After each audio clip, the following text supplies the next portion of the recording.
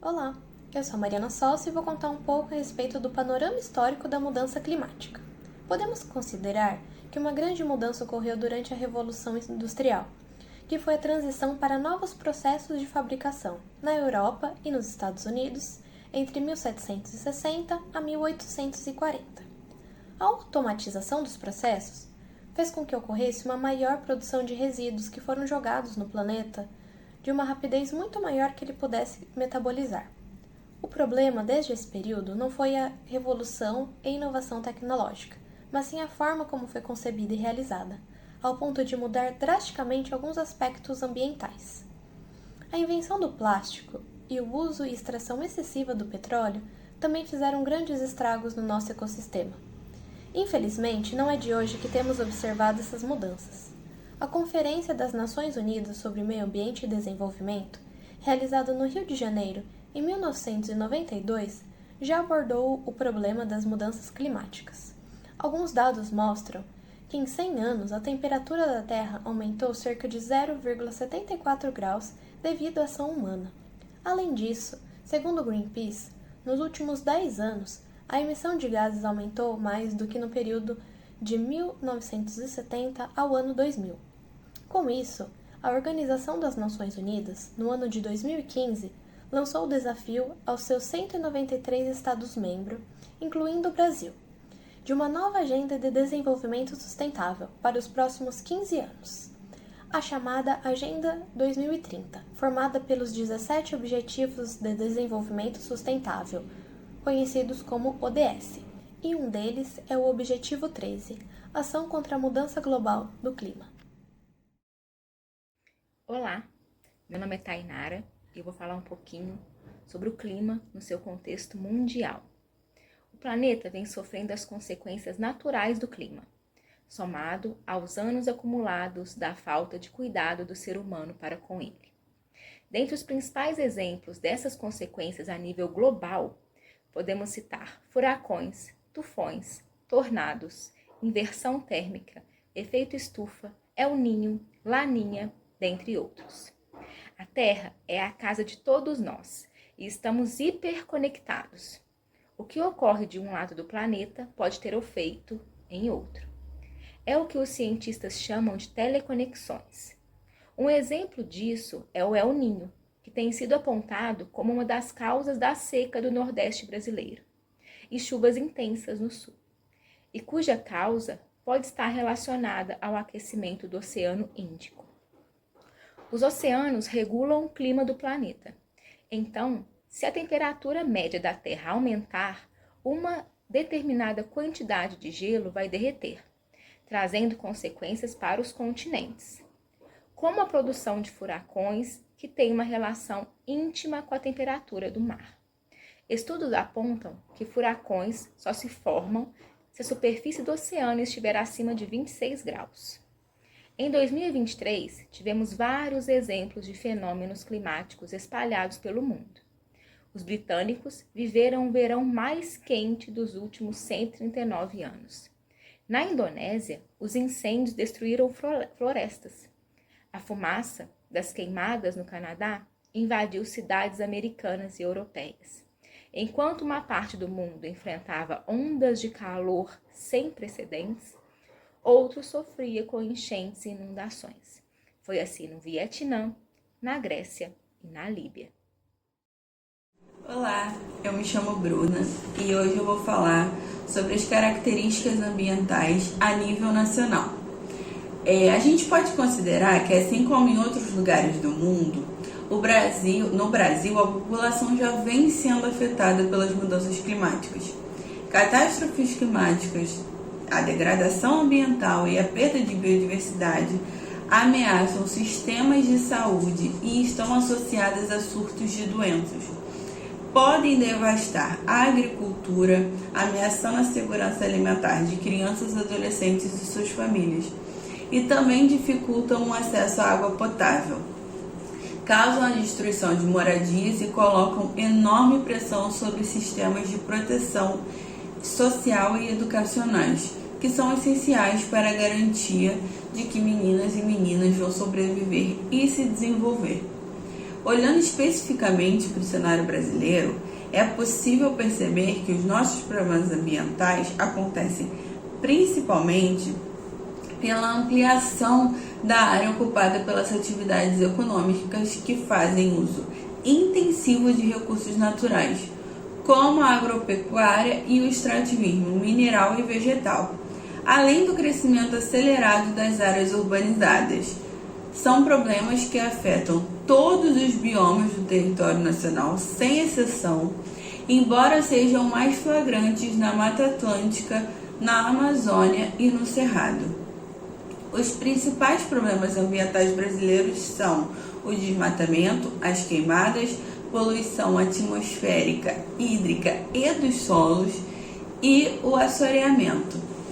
De 1987 a 2020, o país perdeu mais de 150 milhões de hectares de vegetação nativa, o que seria equivalente a 18% de sua área total.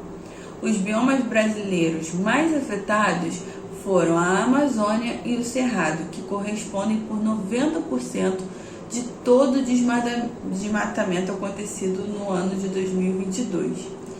Inclusive, nesse ano de 2024, o número de focos de incêndios no Pantanal já supera o registro do mesmo período de 2020, ano recorde de queimadas de todo o bioma.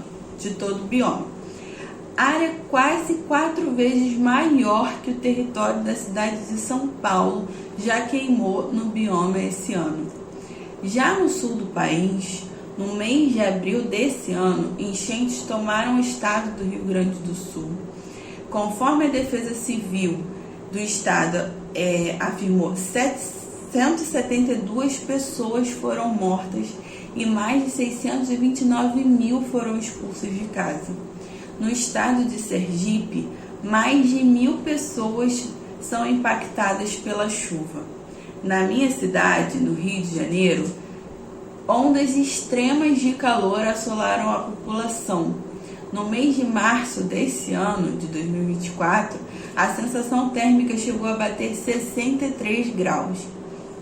Inclusive, no ano passado, em 2023, durante um show da cantora Taylor Swift, uma jovem de 23 anos morreu por exaustão térmica causada pelo calor.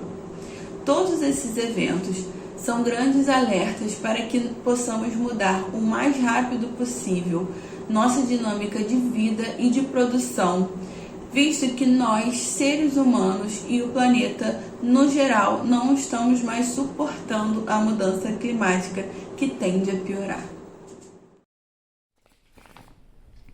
Conhecendo o panorama histórico que se inicia na Revolução Industrial e termina nos dias atuais, com todos os problemas e alterações climáticas sendo apontados e demonstrados com exemplos que ocorrem em nossa cidade, em nosso país e no mundo todo, fica impossível negar a necessidade de ações urgentes. Algumas dessas ações podemos adotar quando nos tornamos um cidadão e um consumidor mais conscientes e assim somos capazes de minimizar nosso impacto negativo sobre o planeta e a sociedade. Eu sou Maristela Berwanger e vou trazer aqui algumas soluções que podemos usar no nosso dia a dia. Vamos lá! Economize energia e água em casa. Apague a luz dos ambientes onde não houver ninguém. Use sempre que possível iluminação e ventilação naturais.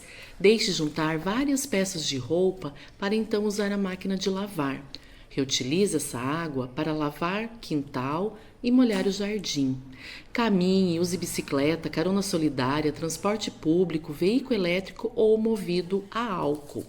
Separe os materiais recicláveis, papel, papelão, plástico, metal e encaminhe para a coleta seletiva. E nunca jogue no lixo comum pilhas, baterias, medicamentos vencidos ou suas embalagens vazias. Procure um posto de coleta. Reduza o consumo de papel usando livros e documentos digitais. Leve sempre sacolas retornáveis ao supermercado. Utilize produtos que sejam biodegradáveis, reutilizáveis e recicláveis. Evite sempre que possível o plástico e o isopor. Não jogue comida fora. Prepare apenas o que for consumir e coloque no prato apenas o que for comer. Quando você joga comida fora, também está desperdiçando recursos e energia usados no cultivo, produção, embalagem e transporte de alimentos. E quando a comida apodrece nos aterros sanitários, ela produz metano, que é um potente gás do efeito estufa. Faça uma composteira com minhocas. Nela você pode colocar cascas de ovo, cascas e restos de frutas, verduras, borra de café e assim por diante, evitando a sobrecarga dos aterros sanitários e ainda produzindo uma excelente terra adubada para os seus vasos, horta ou jardim. Se possível, plante árvores. Elas sequestram carbono da atmosfera e deixam o clima mais ameno. Quando possível, trabalhe ou faça reuniões remotamente, evitando assim o deslocamento e, portanto, a queima de combustíveis fósseis. Diminua o consumo de carnes.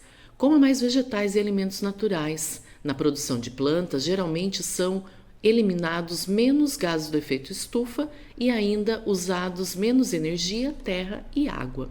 Escolha empresas e produtos ecologicamente corretos.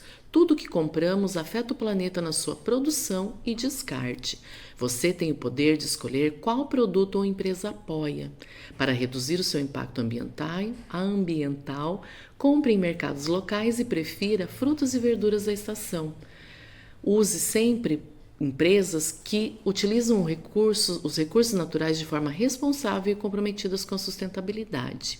Antes de qualquer compra, faça sempre a clássica pergunta: eu preciso mesmo deste produto?